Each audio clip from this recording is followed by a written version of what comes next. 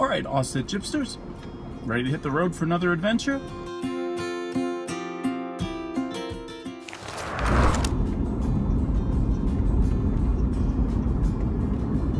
Hey, AusetGypsters. Well, we're out on the road and going over a really old bridge right now that's kind of being redone. And the topic I chose to talk about today that I get asked a lot is astrology a religion? And in the 21st century, a lot of people like to say no, it isn't, because of how it's been stapled and attached to pseudo and amateur psychology, which you hear me talk a lot about in these metaphysical discussions. But astrology is most definitely a religion. I see it from my point of view as a religion. When astrology originated in ancient times, like all the way back, and we're talking Babylonia, Mesopotamia, eventually Egypt, and eventually through the rest of the Mediterranean, astrology and the course of the stars and the aspects of the planets all dictated everything on Earth. The seasons, festivals, times to vote, times to go to war, times to cultivate fields.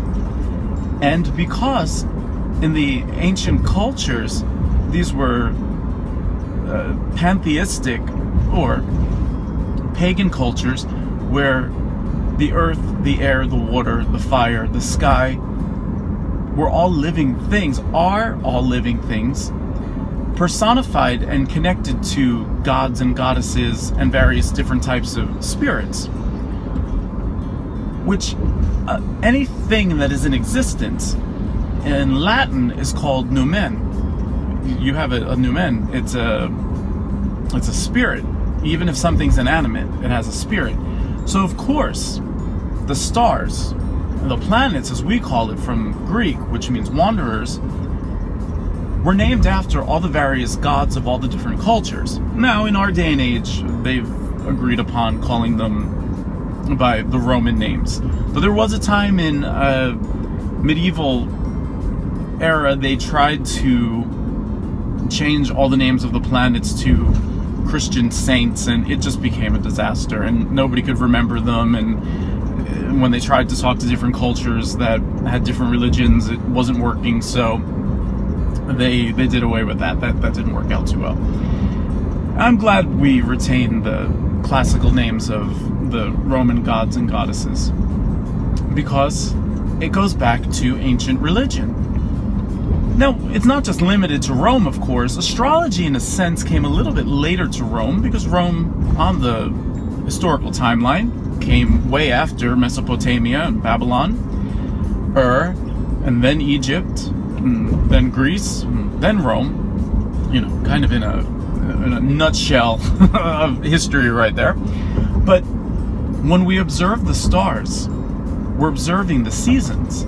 And when we even think about the moon cycles, not only just connected to the bodies of women, but connected to the fluids of all things on Earth. The oceans swell, the tides come in, the tides go out. The magnetism that's inside of us, that swells in us, we feel it. We get a little excited. Maybe during the waning moon, we get a little sleepy. The sun itself, going through his courses for 12 months, shows a different personality at the different times of the year. When the sun is in Gemini, we get a little excited, chatty, and over-anxious, because in the northern hemispheres, we're experiencing spring and early summer. And then the influences of all the other stars, Saturn, Mars, Jupiter, Uranus. Let's just say it the way the Greeks pronounced it, because in English and in astrological conventions, I've seen grown men and women not want to say Uranus because it sounds like Uranus, and then they started calling it Uranus, and that just sounded even worse. And I don't know why they just can't say Uranus. That's the name of the planet. Oh, there you go. Take it or leave it. It's my gift to you. And then, of course, Pluto, which scientists and astronomers recently denounced as a planet, and it's just a big hunk of ice. But, you know, over the course of astrology, ancient astrologers couldn't see Pluto, they couldn't see Uranus, and those planets were kind of left out. And, you know, there was just really the ones they could see, which would be, of course, the Sun, the Moon, Venus, Mars, Mercury, Jupiter, and Saturn. And these alone can give you a complete composite of an astrology chart. Actually, I like to just use those myself, but, you know, I like to keep my astrology simple. Ever since the advent of the 20th century and pseudo-amateur psychology, a lot of astrologers feel to legitimize their practice, they had to go a little dry and become psychological with it. But I don't think that the planets have just a complete psychological dealing on us. It's a component, but it's not the full thing. So I get a little edgy when I read horoscopes written by some astrologers, and they're always saying, you will, and you this, and you that. It's like pop music. Who is this proverbial you everybody is talking about? We need to look a little bit deeper into astrology, because we can look into health, and we can look into things like certain dates, when to make certain decisions on, are all very important, but it's not all based on psychology. It's based on the vibe in the air around us, and how will it work with us? Will it work against us? When do we need to put up resistance? When do we need to be passive and accept a situation to get a better outcome? There's so much more than just pseudo-psychology in astrology. And it does play itself out in religion. Even modern day religions still rely on some form of an astrological calendar to mark their festivals. I won't get into all of them and give all examples, because I'm probably not going to be perfect on all the dates and things, and I don't want to upset people or offend people. That's not the point of the discussion. But it is to look at it as a religion.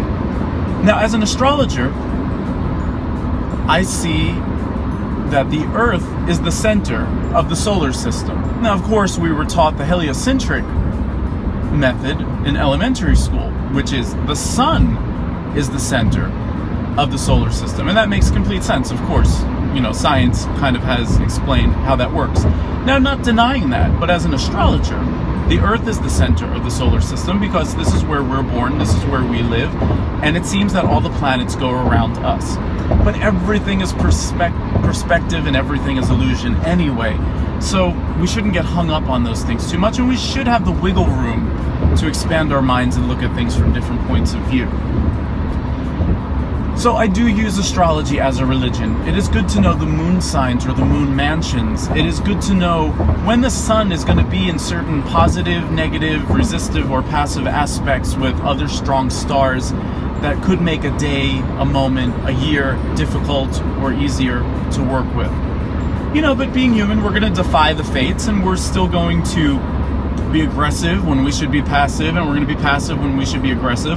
It's the experience and the experimenting of life that makes it all exciting.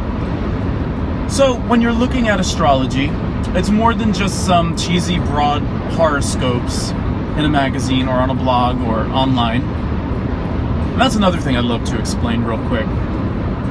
What we astrologers submit to publication and what the editors transform it into are two totally different things. That's why so many horoscopes sound so broad and bland. Don't blame us. Sometimes the editor has no idea what they're reading. And, you know, another important thing with looking at horoscopes, you should know your ascendant sign and your moon sign, as well as your sun sign, and read all three for a really full, roundabout horoscope. So when you wake up in the morning and greet the sun, and before you go to bed at night and you say farewell to the moon, the stars are what govern everything in existence. But beyond the Earth, the zodiac is a giant clock, and they will tell us and each other what time it is and how things will go. So when you look at astrology as a giant clock telling us what time it is, it makes it a little bit more understandable. and it doesn't make us feel so at mercy to the stars. But we are not above the stars. So I don't want to say we're totally at mercy, but I don't want to say we're above them. We work in unison with all things together. So that's my little discussion on astrology, and is astrology a religion? Yes. We should pay much respect to the sun, moon, and stars.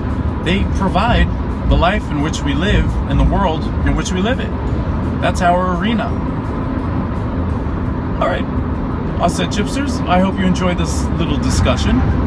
Please leave your comments below or email me if you would like a horoscope chart drafted up for yourself, a personal one, a birth chart, or an important date or something going on. Contact me. I look forward to hearing from you and working on your chart.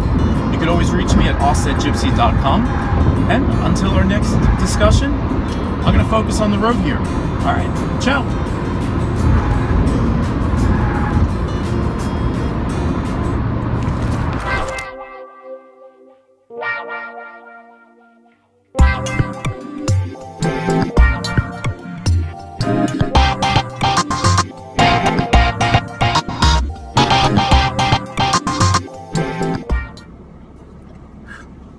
It's hot today. Mother Nature did not turn on the air conditioning, but I think I'm going to.